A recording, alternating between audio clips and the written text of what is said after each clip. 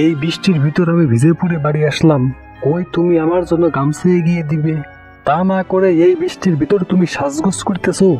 আমি একটু সাজগোজ পছন্দ করি বলে তুমি আমাকে এতগুলো কথা শোনালে। তোমাকে কথা শোনাবো না তো অন্য কাউকে কথা শোনাবো নাকি? সারাদিন শুধু সাজগোজ নিয়ে পড়ে থাকো। আমার অনেক খিদে পেয়েছে, আমার জন্য খাবার বাড়ো, আমি ভেজা কাপড়গুলো পরিবর্তন করে আসি।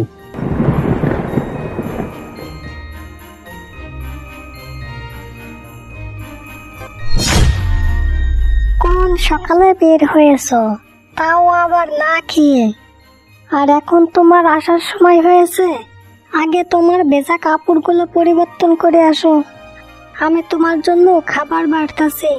তাড়াতাড়ি করো, তা না হলে ঠান্ডা লেগে যাবে। আচ্ছা বউ, ঠিক আছে, আমি এখনই কাপড়গুলো পরিবর্তন করে আসি, আর তুমি খাবার বেড়ে রাখো।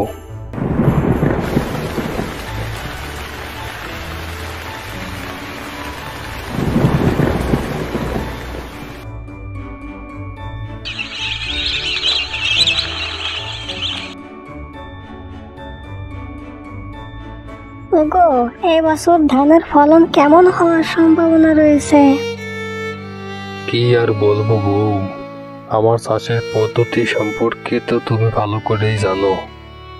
ধানের ফলন ওই গত বছরের মতোই হইবে না মনে হচ্ছে, বাকিটা আল্লাহর ইচ্ছা, সে যেমন দেয় তেমনই হবে। তোমাকে বললাম জমিতে রাসায়নিক সার ও কীটনাশক ব্যবহার করতে, তুমি তা করতেছো না।